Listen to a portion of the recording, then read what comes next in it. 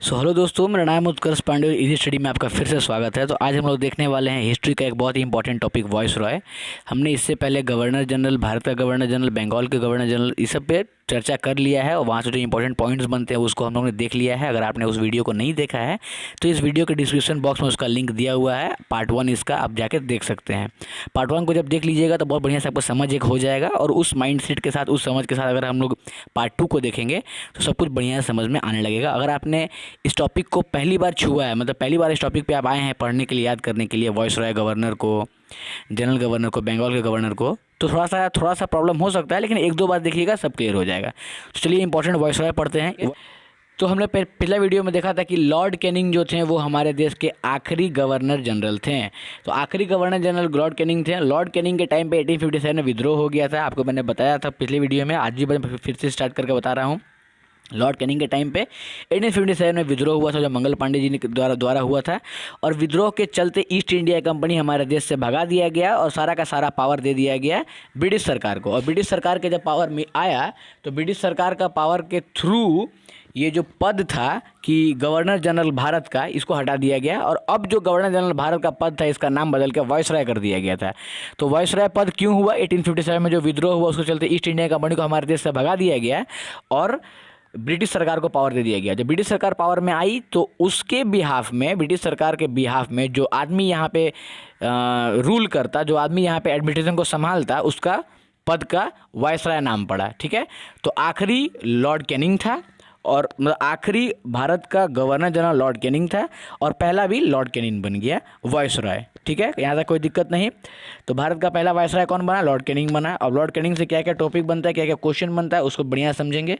देखिए यहाँ पे दिया है कुछ कुछ इंपॉर्टेंट वॉइसरॉय के बारे में, जो इंपॉर्टेंट नहीं है उनको थोड़ा फीका कर दिया गया है। तो हम लोग सबको नहीं पढ़ेंगे, जो जो इंपॉर्टेंट है उनको पढ़े चलेंगे, क्योंकि कन्फ्यूज़ नहीं होना सबके बारे में पढ़ के, क्योंकि बहुत वॉइसरॉय थे। तो जो इंपॉर्टेंट वॉइसरॉय थे उनके बारे में पढ़ के आदमी आगे चलते रहेगा, सारा का सारा कुछ दिमाग में घुसते जाएगा। यहाँ देखिए लॉर्ड कैनिंग के बारे में हम लोग पढ़ते हैं, इनसे क्या क्या क्वेश्चन बनता है। तो लॉर्ड कैनिंग के समय में 1857 का विद्रोह हुआ था, ये भी क्वेश्चन पूछता है कि 1857 का विद्रोह किसके समय हुआ था? तो लॉर्ड कैनिंग के समय हुआ था। कैनिंग को भारत का पहला वॉइसरॉय नियुक्त किया गया था, ये भी पता आपको, मैंने बताया अभी। प्रमुख घटना क्या क्या हुए? तो विधवा पूर्ण विवाह अधिनियम लागू किया गया था, विधवा पूर्ण विवाह अधिनियम लागू किया गया था लॉर्ड कैनिंग के टाइम पे। आदमी बच्चा लोग कंफ्यूज होता है, याद रखिएगा बेंटिक और कैनिंग में। बेंटिक क्या करवाए थे? लॉर्ड बेंटिक थे, हमने पढ़ा था पहले। वो बेंटिक क्या करवाए थे? तो लॉर्ड बेंटिक सती प्रथा ये करवाए थे, समाप्त करवाए थे, बैन करवाए थे सती प्रथा।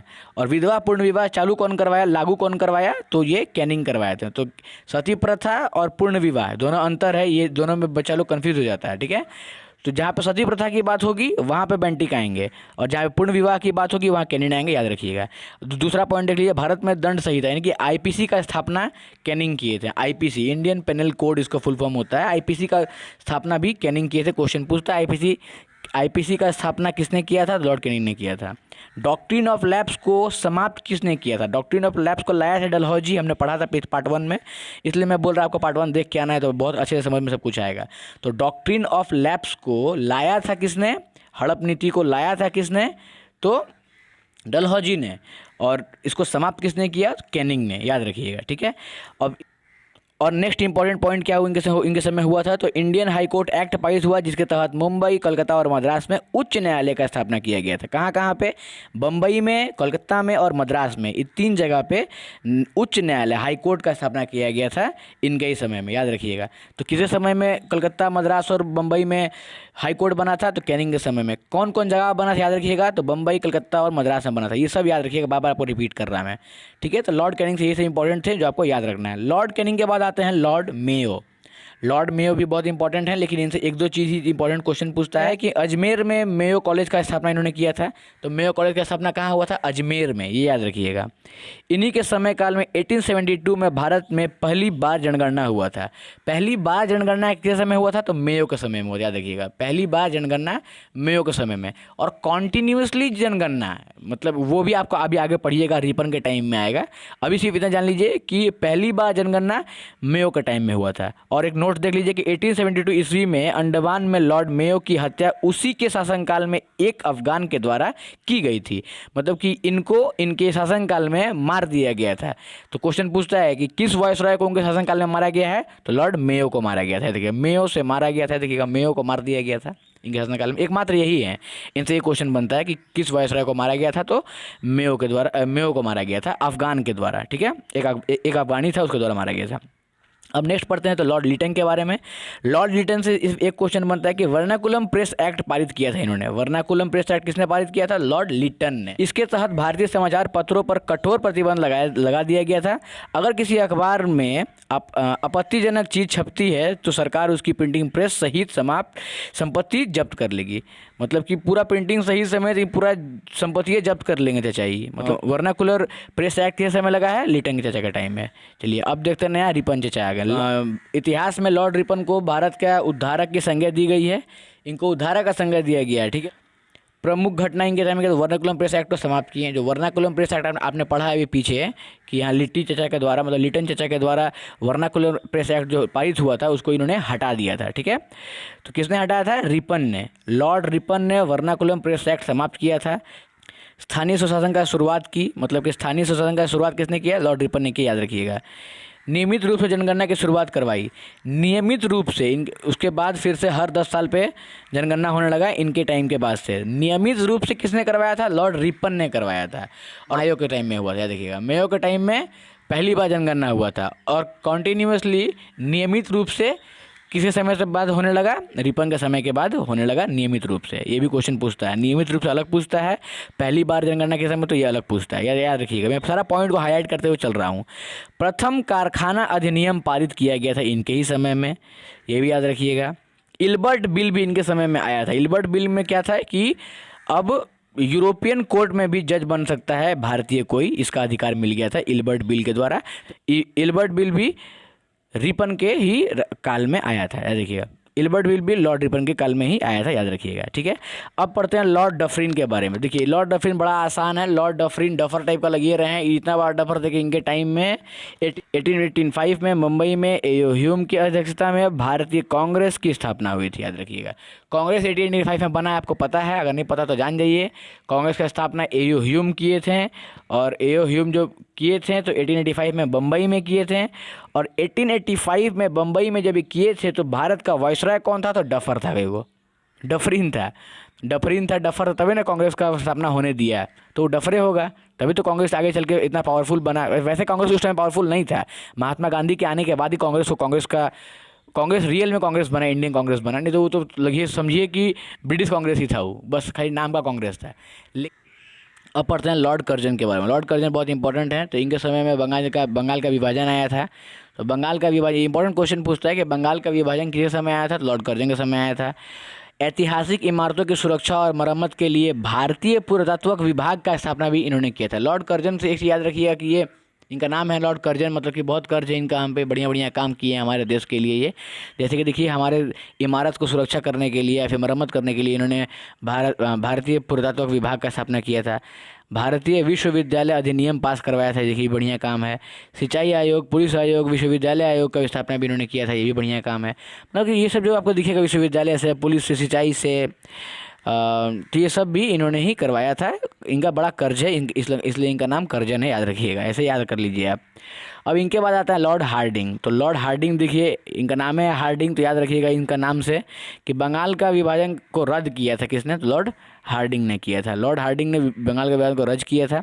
लाया किसने था? कर्जन ने। और उसको रद्द किसने किया? हार्डिंग ने, याद रखिएगा। भारत की राजधानी को कलकत्ता से दिल्ली इनके शासनकाल में ही बनाया गया था। मतलब कि भारत का राजधानी जो पहले कलकत्ता था उसको कलकत्ता से दिल्ली कौन लाया? तो हार्डिंग। बड़ा हार्ड काम है कि नहीं? बड़ा इंपॉर्टेंट काम है कि नहीं? तो ये हार्ड काम कौन किया था? हार्डिंग किए थे, याद रखिएगा। ये हार्ड काम हार्डिंग किए थे कि कलकत्ता से दिल्ली को हमारा कैपिटल बनाए थे, हार्डिंग। और तीसरा सबसे हार्ड काम कौन चीज़ है कि प्रथम विश्व युद्ध के टाइम में, इतना हार्ड काम देख लीजिए, प्रथम विश्व युद्ध के टाइम में हार्डिंग जो थे वही हमारे देश में वायसराय थे। तो क्वेश्चन पूछता है कि जब प्रथम विश्व युद्ध हुआ था तो हमारे देश का वायसराय कौन था उस समय? तो वो हार्डिंग थे, लॉर्ड हार्डिंग थे, याद रखिएगा। तो इनसे यही सब क्वेश्चन बनता है जो आपको मैंने बता दिया। आगे बढ़ते हैं तो लॉर्ड चेम्सफोर्ड। लॉर्ड चेम्सफोर्ड बहुत इंपॉर्टेंट है और बहुत इनसे क्वेश्चन बनता है कि जलियांवाला बाग हत्याकांड किस समय हुआ था? तो लॉर्ड चेम्सफोर्ड के समय में हुआ था जलियांवाला बाग हत्याकांड। रॉलेट एक्ट के समय आया था तो चेम्सफोर्ड का समय आया था। तो अगर ये सब देखिए बड़ा इंपॉर्टेंट है, ये सभी आपको ये सभी क्वेश्चन में पूछता है। जलियांवाला बाग हत्याकांड या रॉयलेट एक्ट हो, ये सब पे मेरा एक वीडियो है, डिस्क्रिप्शन बॉक्स में उसका लिंक दे देंगे, आप देख लीजिएगा। बड़ा आपको इंटरेस्टिंग फील होगा इस वीडियो को। मूवी का ऐसा हम बताए हैं, उधम सिंह ने कैसे जाकर लंदन में बदला लिया अपने देश का और जाके घुस के मारा धाएँ धाएँ 6 गोली। बड़ा मज़ेदार वो वीडियो है, उस पर बहुत प्यार भी आया है, आप जाकर उसको जरूर देखिएगा, डिस्क्रिप्शन बॉक्स में उसका लिंक है। तो जलियांवाला बाग हत्याकांड भी चेम्सफोर्ड के टाइम में हुआ था, रॉयलेट एक्ट इनके टाइम में हुआ था। महात्मा गांधी का असहयोग आंदोलन यानी कि नॉन कॉपरेशन जो मूवमेंट चला था वो भी इनके टाइम में ही, चेम्सफोर्ड के टाइम में ही चला था, ये भी याद रखिएगा। तो इनसे इंपॉर्टेंट क्वेश्चन ये सब बनता है चेम्सफोर्ड के टाइम में, रॉयलेट एक्ट का, जलियांवाला बाग हत्याकांड का और नॉन कॉपरेशन मूवमेंट का, यही सब इनके समय में ही हुआ था। तो और हम लोग देखते हैं लॉर्ड रीडिंग के बारे में। तो लॉर्ड रीडिंग से 2-3 पॉइंट याद रखिएगा। चोरा चोरी कांडिंग के समय हुआ था, काकोरी रेल कांडिंग के समय हुआ था और भारत में सिविल सेवा परीक्षा की शुरुआत भी इनके टाइम में हुआ था। तो इनका नाम से आप याद रख सकते हैं, इनका नाम है लॉर्ड रीडिंग। तो लॉर्ड रीडिंग से आप याद रख सकते हैं कि सिविल सेवा परीक्षा का शुरुआत रीडिंग के समय में ही हुआ था। ठीक है, इनसे भी समझ लिए बढ़िया से हमने। अब इनके बाद आते हैं लॉर्ड इरविन। तो लॉर्ड इरविन से समझेंगे, ये भी इंपॉर्टेंट थे। तो साइमन कमीशन इनके टाइम में आया था, याद रखिएगा। साइमन कमीशन जो था, साइमन गो बैक, तो साइमन कमीशन जो था इरविन के टाइम में आया था। और संविधान निर्माण हेतु प्रथम गोलमेज सम्मेलन इन्हीं के समय काल में आयोजित हुआ था, ये भी याद रखिएगा। इरविन के समय में ही गोलमेज सम्मेलन भी आयोजित हुआ था। ठीक है, महात्मा गांधी द्वारा शुरू सविनय अवज्ञा आंदोलन भी इनके समय में हुआ था, याद रखिएगा। तो इरविन से 2-3 पॉइंट याद रखना है, कौन कौन सा। साइमन कमीशन वाला कि इनके समय हुआ था, महात्मा गांधी का सविनय अवज्ञा आंदोलन भी इनके समय हुआ था और गोलमेज सम्मेलन भी इनके समय हुआ था, आप याद रखिएगा। इरविन से, लॉर्ड इरविन से ये 2-3 क्वेश्चन पूछते हैं।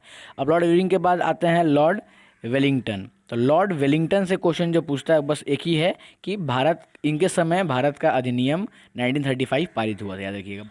तो अधिनियम को बढ़िया से शॉर्टकट में समझ लेते हैं। तो इसमें कुल 321 धाराएँ थे, 10 सूचियाँ थी और इसके तहत बर्मा को हमारे यानी कि जो अभी वर्तमान में म्यांमार है, हमारे देश से अलग किया गया था और इसके तहत केंद्र में द्वैध शासन की व्यवस्था की गई थी।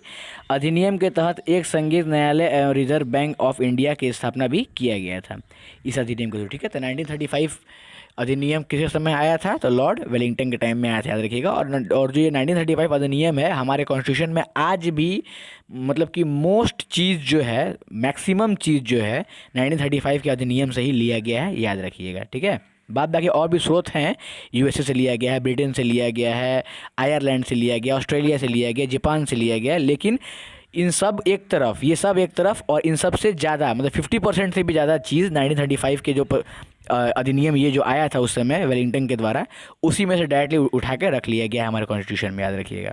चलिए आगे बढ़ते हैं, वो आपको मैं कभी पॉलिटी का सेक्शन हो उसमें पढ़ाऊँगा ये वाला टॉपिक। अब आगे बढ़ते हैं। तो लॉर्ड लिनलिथिगो, लॉर्ड लिनलिथिगो जो हैं, इनसे क्वेश्चन पूछता है, इंपॉर्टेंट है, भारत छोड़ो आंदोलन किसके समय हुआ था। तो भारत छोड़ो आंदोलन लिनलिथिगो के भी समय हुआ था। क्रिप्स मिशन इनके समय हुआ था।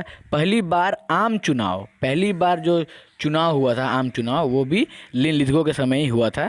और इनका नाम सुनिए, लिनलिथिगो, गो आ रहा लास्ट में, लिनलिथिगो, गो से याद रखिएगा, मतलब थोड़ा समझने के लिए मैं बोल रहा है कि वर्ल्ड वार 2 के समय हमारे देश का वायसराय भी यही थे। तो वर्ल्ड वार 1 के समय तो आपको मैंने बढ़िया से याद करा दिया था, वो हार्ड वाला हार्डलिंग थे, और 2 के समय में गो वाले थे, लिथिगो थे, गो। तो वर्ल्ड वार 2 के समय में हमारे वायसराय कौन थे, लिनलिथिगो थे। ठीक है, इनसे ये सब क्वेश्चन बनता है। फिर आता है लॉर्ड माउंटबेटन पे 1947-1948। इनको तो आप लोग, इनका नाम तो सुने ही होंगे, बर्बादी का हम लोग का बहुत बड़ा कारण है, ये इंडिया पाकिस्तान करवा दिए थे ये। तो इनके समय काल में भारत को आज़ादी मिली थी, याद रखिएगा। माउंटबेटन के समय काल में पूछता है कि किस वायसरॉय के समय हम लोग को आज़ादी मिला है, भारत को आज़ादी मिला था, तो माउंटबेटन के समय में। स्वतंत्रता के बाद से वायसरॉय की पदवी को समाप्त कर फिर वे से गवर्नर जनरल की पदवी को अपनाया गया था। स्वतंत्रता के बाद फिर से गवर्नर जनरल का पद भी आ गया था, याद रखिएगा। तो इससे क्या पता चलता है कि भारत का आखिरी वायसराय कौन था, माउंटबेटन। भारत का पहला गवर्नर जनरल कौन था आज़ादी के बाद, माउंटबेटन, ये याद रखिएगा। ठीक है, स्वतंत्रता के बाद भारत का पहला गवर्नर जनरल लॉर्ड माउंटबेटन बनाया गया था, याद रखिएगा। आखिरी वायसराय भी माउंटबेटन था और पहला, स्वतंत्रता के बाद पहला माउंटबेटन ही था जो ये हमारा गवर्नर जनरल बना था। ठीक है, इनके बाद 48 से लेकर 50 तक चक्रवर्ती राजगोपालाचारी थे। ठीक है, चक्रवर्ती राजगोपालाचारी से क्या याद रखना है कि स्वतंत्र भारत के पहले भारतीय और आखिरी गवर्नर जनरल हुए थे। इनसे यही क्वेश्चन याद रखना है। देखिए इसमें घुमा के क्या पूछता है कि इंडिपेंडेंस के बाद भारत का पहला गवर्नर जनरल कौन बना था। तो अगर पूछता है सिंपली कि भारत का पहला गवर्नर जनरल कौन बना था इंडिपेंडेंस के बाद, तो लॉर्ड माउंटबेटन। पूछता है कि इंडिपेंडेंस के बाद भारतीय पहला कौन गवर्नर जनरल बना था, तो गोपालाचारी आएंगे। ये भारतीय थे, माउंटबेटन तो विदेशी था ना, ये तो ब्रिटेन का था ना। फिर पूछता है कि भारत का आखिरी गवर्नर जनरल कौन था, तो गोपालाचारी ही थे, याद रखिएगा। और उसके बाद कॉन्स्टिट्यूशन जब बन गया, उसके बाद ये गवर्नर जनरल, वाइसराय, ये सबको पोस्ट को सबको लात मार के हटा दिया गया था, समझ गए। तो आखिरी गवर्नर जनरल कौन था, गोपालाचार्य। पहला भारतीय गवर्नर जनरल कौन था, गोपालाचार्य। पहला गवर्नर जनरल कौन था आज़ादी के बाद, तो माउंटबेटन, याद रखिएगा, क्योंकि वो भारतीय नहीं थे। जब भारतीय पूछ देता है तो आपको गोपालाचार्य बोलना है, इंडिपेंडेंस के बाद गवर्नर जनरल हमारे देश का। तो आशा करते हैं कि सब कुछ बहुत बढ़िया समझ में आया होगा। एक बार इसको शॉर्ट रिवीजन ले लेते हैं और बढ़िया समझते हैं टॉपिक को, कहाँ कहाँ से क्या क्या याद रखना है आपको। तो यहाँ देखिए, तो 1857 का विद्रोह याद रखना है, किस समय हुआ था, लॉर्ड कैनिंग के समय हुआ था। पहली बार जनगणना लॉर्ड मायो के समय हुआ था। पहली बार जनगणना लॉर्ड मायो के समय हुआ था। वर्नाकुलम प्रेस एक्ट लॉर्ड लिटन लाया था, आपको बताया था मैंने कि लिट्टी वाला लिटन लाया था वर्नाकुलम। रिपन क्या किए थे, तो स्थानीय स्वतंत्रता का शुरुआत और नियमित जनगणना। रिपन नियमित जनगणना लाए थे, लॉर्ड रिपन नियमित जनगणना लाए थे। पहली बार जनगणना का स्टार्ट तो मायो करवाए थे, लेकिन नियमित जनगणना रिपन लाए थे। और स्थानीय स्वशासन की शुरुआत भी इन्होंने ही की थी। डफरिन डफर थे, इनके समय में राष्ट्रीय कांग्रेस आया था, आपको मैंने बताया था। करजन के टाइम में क्या याद रखना था कि बंगाल का विभाजन करजन लाए थे, और भारत में विश्वविद्यालय अधिनियम भी करजन ही लाए थे, ये आपको याद रखना है।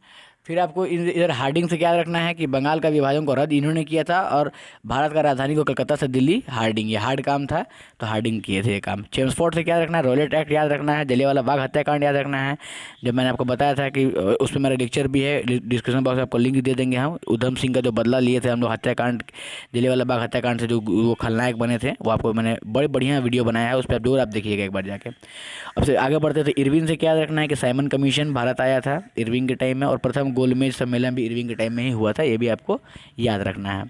इरविन के बाद हम लोग को याद रखना है वेलिंगटन। तो वेलिंगटन से ज़्यादा कुछ याद नहीं रखना था, सिर्फ यही याद रखना था कि वेलिंगटन 1935 अधिनियम आया था। वेलिंगटन, विलिंग था, हमारा देश का विलिंग था कुछ, तो वेलिंगटन से आप याद रख सकते हैं कि 1935 का अधिनियम, हमारे भारत सरकार अधिनियम 1935 वेलिंगटन के समय आया था, याद कर लीजिए, याद रख लीजिएगा। तो लॉर्ड लिथलिगो, तो नेक्स्ट थे लॉर्ड लिनलिथगो। तो लॉर्ड लिनलिथगो से याद रखना है कि भारत छोड़ो आंदोलन, लिनलिथगो है तो छोड़ो आंदोलन था, गो है लास्ट में। और लिनलिथगो से सेकंड वर्ल्ड वार का टाइम में यही थे, ये भी याद रखना है आपको, लिनलिथगो।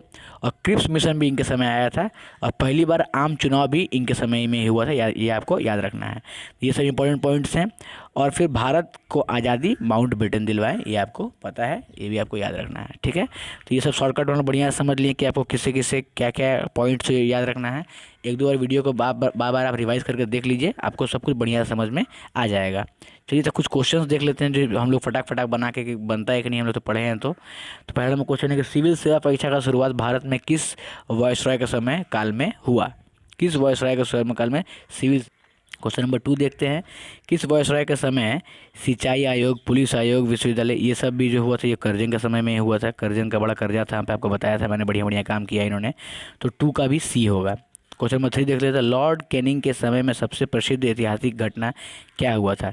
कैनिंग के समय में 1857 का विद्रोह हुआ था मंगल पांडे द्वारा। कैनिंग जो पहला वायसराय बने थे और आखिरी भारत के गवर्नर जनरल यही थे। 1857 का विद्रोह, ये हमने पढ़ा है बढ़िया से। तो कैनिंग के समय में 1857 का विद्रोह हुआ था, ये भी क्वेश्चन पूछता है, तो ये भी आप देख लीजिए, इसका 3 का ए होगा। फिर चौथा नंबर देखते हैं कि कैनिंग के समय उच्च न्यायालय की स्थापना किस शहरों में हुई थी। तो कौन कौन शहर में होते हैं हम लोग पता कि ये याद है हम लोग को, बम्बई में हुआ था, मद्रास में हुआ था, कलकत्ता में हुआ था। तो कौन सा ये ऑप्शन कौन सा होगा, इसमें दिल्ली दिया है ए में, बी में बम्बई, कलकत्ता, मद्रास, हाँ देखिए बी, 4 का बी होगा आंसर, बम्बई, कलकत्ता, मद्रास में हुआ था। अच्छा में देखते हैं, तो प्रसिद्ध जलियांवाला बाग हत्याकांड किस समय हुआ था। तो ये चेम्सफोर्ड के समय में हुआ था, हम लोग को पता है। जलियांवाला हत्याकांड, जलियांवाला बाग, रॉलेट एक्ट, ये सब का सब चेम्सफोर्ड के समय में हुआ था, तो 5 का ए होगा आंसर। लॉर्ड मायो ने अपने समय काल में मेयो कॉलेज की स्थापना कहाँ की थी, तो अजमेर में की थी, हमने पढ़ा था। सब कुछ जो पढ़े हैं इसमें से ही क्वेश्चन आता है, और इन लोगों से ही क्वेश्चन पूछता है जो हम लोग वायसराय देखे हैं। इसलिए बढ़िया से 1-2 बार वीडियो को देख लीजिए और क्वेश्चन सेट मार लीजिएगा ना, एकदम आपका क्लियर हो जाएगा ये टॉपिक। तो 6 का होगा बी, अजमेर में हुआ था। 7, प्रथम विश्व युद्ध किस वायसराय के समय, तो प्रथम विश्व युद्ध हार्ड वाला बताए थे, हार्डिंग थे, तो ए होगा इसका, लॉर्ड हार्डिंग, लॉर्ड हार्डिंग के समय हुआ था, प्रथम विश्व युद्ध का अवसर। अब देखिए लॉर्ड कर्जन के समय की सर्वाधिक महत्वपूर्ण घटना कौन सी है? तो लॉर्ड कर्जन के समय में क्या हुआ था भाई? तो लॉर्ड कर्जन के समय में कांग्रेस की स्थापना नहीं हुई थी, वर्नाकुलम एक्ट नहीं हुआ था, बंगाल का विभाजन लॉर्ड कर्जन के समय में ही हुआ था, यही यही लाए थे। हाँ, लॉर्ड कर्जन के समय क्या हुआ था? बंगाल का विभाजन। तो इसका आंसर हो जाएगा सी नंबर, बंगाल का विभाजन। अब देखते हैं, तो नेक्स्ट क्वेश्चन देखते हैं कि प्राचीन स्मारकों की सुरक्षा और मरम्मत के लिए भारतीय पुरातत्व विभाग की स्थापना किसने की थी? तो ये भी लॉर्ड कर्जन की था, बड़ा कर्जा था इनका, हम पे अच्छा अच्छा काम किया, मरम्मत करवाए थे, बताया था मैंने, तो इसका भी आंसर लॉर्ड कर्जन होगा। तो नेक्स्ट क्वेश्चन देखते हैं, निम्न में से किस वायसराय की भारत में उसी की शासनकाल में हत्या कर दी गई थी? तो लॉर्ड मायो का, मैंने बताया था मायो को मार दिया गया था। स्वतंत्रता के बाद भारत के पहले गवर्नर जनरल कौन बने थे? तो स्वतंत्रता के बाद पहले भारत के गवर्नर जनरल, तो ये माउंटबेटन थे, ये होगा इसका आंसर। ये अगर क्वेश्चन पूछता कि भारतीय कौन थे तो फिर आंसर बनता गोपालाचारी, लेकिन इसने पूछा डायरेक्टली कि भारत का गवर्नर जनरल कौन थे, तो वो माउंटबेटन बने थे। भारतीय पूछता तो आंसर बनता ऑप्शन नंबर बी, राजगोपालाचारी, लेकिन ऑप्शन नंबर ए इसका आंसर होगा, लॉर्ड माउंटबेटन, क्योंकि इंडिपेंडेंस के बाद पहला गवर्नर जनरल कौन बने थे? तो वो माउंटबेटन थे। नेक्स्ट क्वेश्चन देखते हैं, भारत में पहली बार जनगणना किसके समय काल में हुआ था? तो पहली बार जनगणना ये पूछ रहा है कि फर्स्ट टाइम पॉपुलेशन काउंटिंग कब हुआ था, किसके समय हुआ था? तो वो लॉर्ड मायो के समय में हुआ था, याद रखिएगा। यहाँ भी कंफ्यूज करने के लिए पूछ सकता है कि पहली बार जनगणना तो इनके समय हुआ था, लेकिन कॉन्टिन्यूसली जनगणना किसके टाइम में हो रहा था? तो वो लॉर्ड रिपन के टाइम में। देखिए ऑप्शन डी दिया है रिपन, लेकिन रिपन इसका आंसर नहीं होगा, क्योंकि रिपन के समय काल के बाद से कॉन्टिन्यूसली जनगणना होने लगा था, लेकिन पहली बार किसके समय हुआ था? तो लॉर्ड मायो के समय में हुआ था। तो चलिए नेक्स्ट क्वेश्चन देखते हैं, तो भारत के अंतिम गवर्नर जनरल कौन थे? तो भारत के अंतिम गवर्नर जनरल राजगोपालचारी थे। इनके समय के बाद से संविधान बन गया और उसके बाद ये गवर्नर जनरल का फंडा ही ख़त्म हो गया। तो आखिरी गवर्नर जनरल भारत के कौन थे? गोपालाचारी थे, याद रखिएगा। नियमित रूप से जनगणना की शुरुआत किसके समय से हुई? अब देखिए पूछ दिया ना, नियमित रूप से जनगणना, तो रिपन के समय से नियमित रूप से हुआ था। पहली बार आया था जनगणना मायो के समय में और नियमित रूप से रिपन के समय, याद रखिएगा। अब देखिए नेक्स्ट क्वेश्चन, भारतीय विश्वविद्यालय अधिनियम किस वायसराय के समय काल में? ये बढ़िया काम हो गया, कर्जन किए थे। कर्जन हमारा कर्ज बढ़िया काम किया, इनका बड़ा कर्ज है हम पे, याद रखिएगा। खाली एगो बंगाल का विभाजन में खाली एगो है ही कर्जन, थोड़ा सा खराब टाइप का लग रहा है सुन के, बाकी सब बढ़िया काम में ही इनका नाम आएगा, याद रखिए, लॉर्ड कर्जन। ठीक है, सब कुछ समझ लिए हम लोग। तो चलिए आशा करते हैं कि सब कुछ आपको समझ में आया होगा बढ़िया से। अगर आपको कुछ समझ में नहीं आया है तो बढ़िया से आप फिर से इस वीडियो को एक दो बार देखिएगा, क्लियरली आपको सब कुछ समझ में आ जाएगा। और आपको कहीं भी कुछ कन्फ्यूजन हो तो कमेंट ज़रूर कीजिए, आपको मैं बढ़िया से वहाँ पर भी समझा दूँगा। तो इसी के साथ फिर मिलते हैं नेक्स्ट टॉपिक में हमारा कुछ, तब तक के लिए जय हिंद, जय भारत।